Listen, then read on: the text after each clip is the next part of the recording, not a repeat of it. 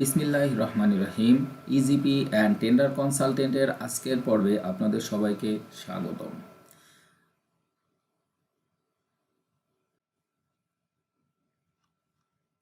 আজকের পর্বে আমরা দেখব যে কোন কোন টেন্ডারের ক্ষেত্রে এসএলটি ক্যালকুলেশন হবে এবং কোন কোন টেন্ডারে এসএলটি ক্যালকুলেশন হবে না সেটা আমরা কিভাবে বুঝবো।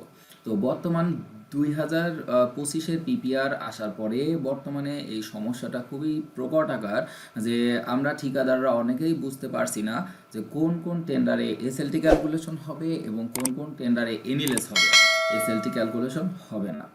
তো ইজিপি অ্যান্ড টেন্ডার কনসালটেন্টের আজকের পর্বে আমরা সে বিষয়টাই নিশ্চিত হব। তো এখন আমরা যদি কোনো বিষয়ের এসএলটি হবে কি হবে না সে বিষয়টা আমরা দেখতে চাই, তাহলে আমাদের সেই টেন্ডারের আইটিটি ইনস্ট্রাকশন টু টেন্ডারার ভালো করে পড়তে হবে এবং দেখতে হবে, কারণ আইটিটিতেই এই বিষয়গুলো উল্লেখ থাকে। তো আমরা টেন্ডার সাবমিশনের ক্ষেত্রে এবং টেন্ডার সাবমিশনের শেখানোর ক্ষেত্রে বিভিন্ন ফর্ম সম্পর্কে আলোচনা করে থাকি। STD, standard tender document. তো আজকের পর্বে আমরা এসটিডি বা স্ট্যান্ডার্ড টেন্ডার ডকুমেন্ট সম্পর্কে কোনো আলাপ আলোচনা করব না, আমরা শুধু এসএলটি হবে কিনা সে বিষয়টাই আলাপ করব। এসটিডি, স্ট্যান্ডার্ড টেন্ডার ডকুমেন্ট নিয়ে আমরা সামনের কোনো পর্বে আলাপ করব ইনশাল্লাহ। তো আপনারা এখানে দেখেন এই আমাদের নেম অফ এসটিডি উপরে দেখতে পাচ্ছেন, এটা হলো EPW2B, electronic procurement of works, form number 2B। তো এই ফর্মটা ব্যবহার করা হয় হচ্ছে এলটিএম ওয়ার্কস টেন্ডারের ক্ষেত্রে। তো এখন আমরা দেখব যে এই EPW2B ফর্মের যে সকল টেন্ডার হয়ে থাকে সেগুলাতে এসএলটি ক্যালকুলেশন হবে কি হবে না।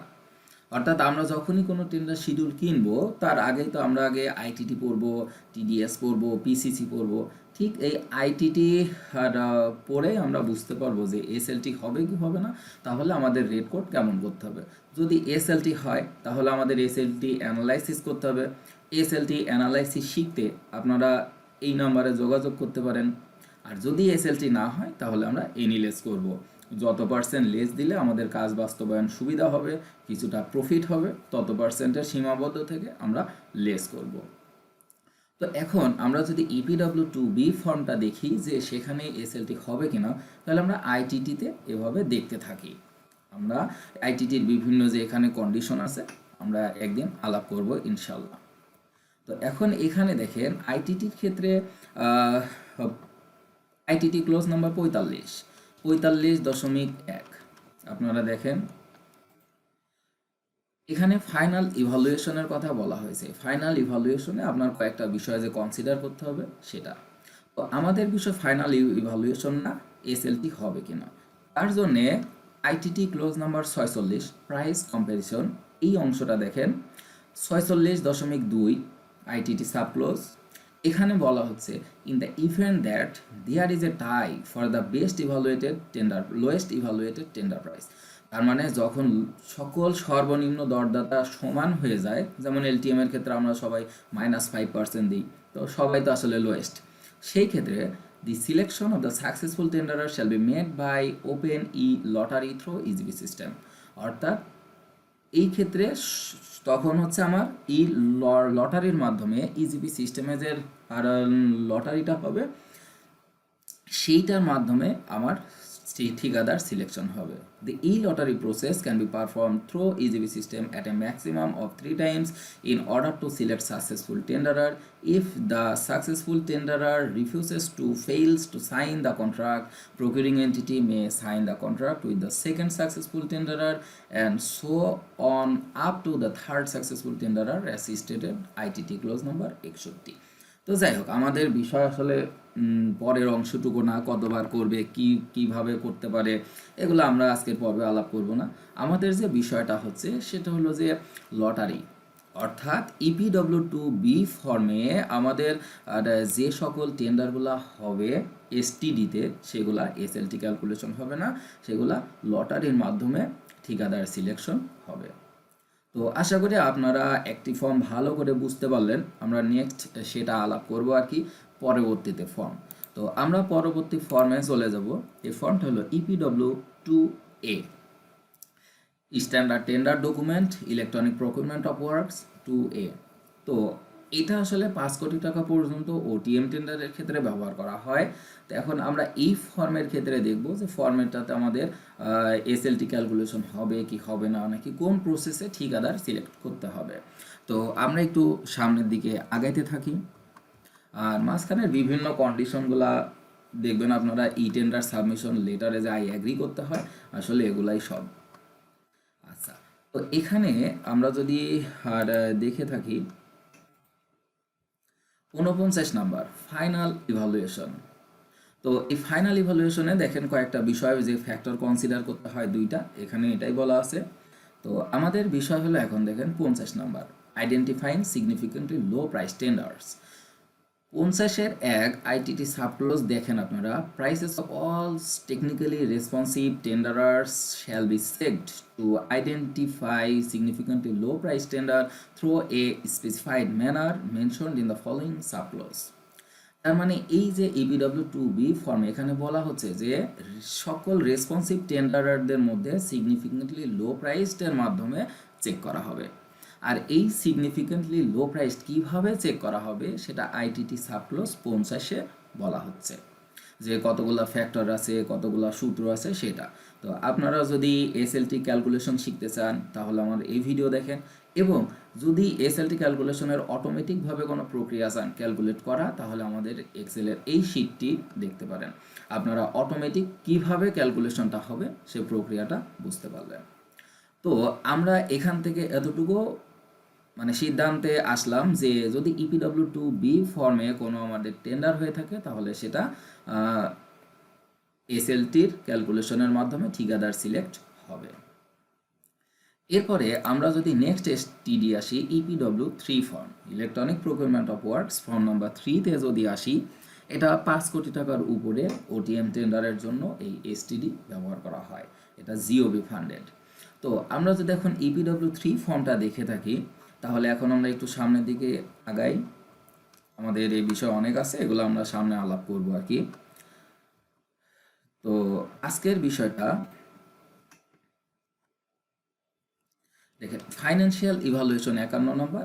আমরা যে বিষয়টা আগেও দেখেছি, এখানে দুইটা বিষয়ের মাধ্যমে মানে কনসিডার করবে, কিন্তু বিষয় হলো দেখেন 52, আইডেন্টিফাইং সিগনিফিক্যান্টলি লো প্রাইস টেন্ডার বা ITT সাবক্লোজ 52.2, prices of all technically responsive tenderers shall be checked to identify significantly low price tender through a specified manner mentioned in the following subclause.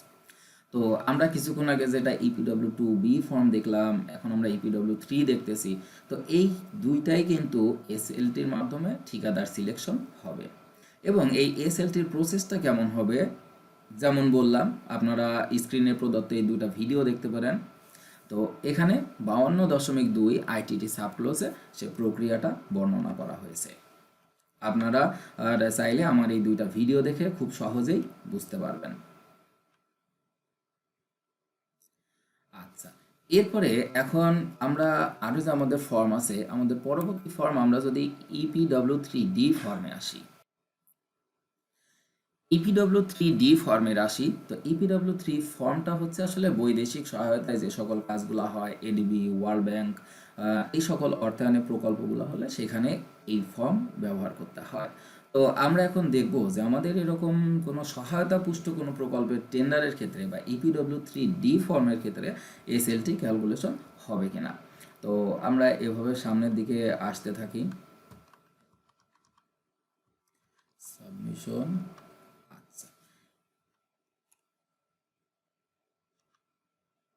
এখানে আমরা বেশ কিছু মানে প্রক্রিয়া দেখব, প্রিলিমিনারি এক্সামিনেশন, টেকনিক্যাল, তারপর হচ্ছে ক্লারিফিকেশন চাইতে পারে, ফাইন্যান্সিয়াল ইভালুয়েশন। এখন ফাইন্যান্সিয়াল ইভালুয়েশনের ক্ষেত্রে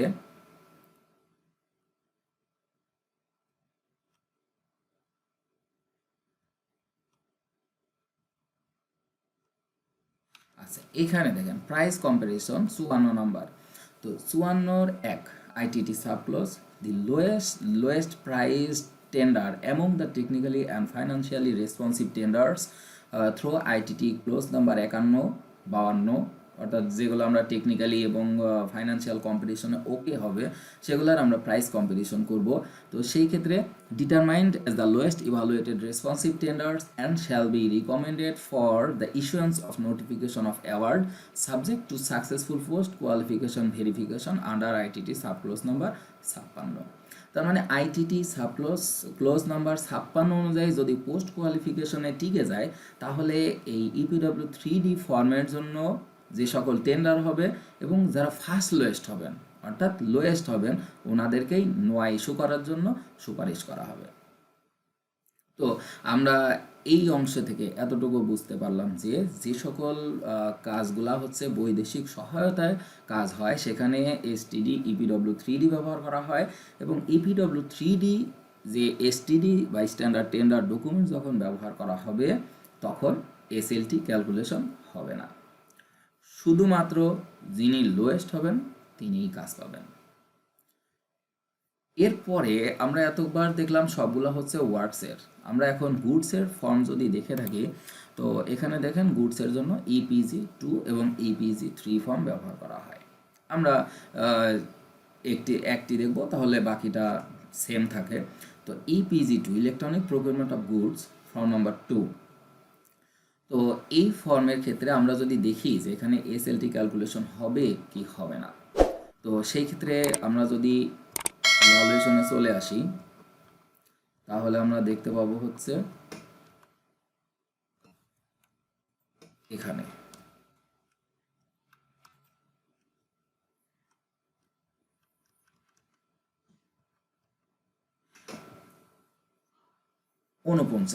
identifying significantly low price tenders 49.1 prices of all technically responsive tenders shall be checked to identify significantly low price tenders through a specified manner mentioned in following subclass।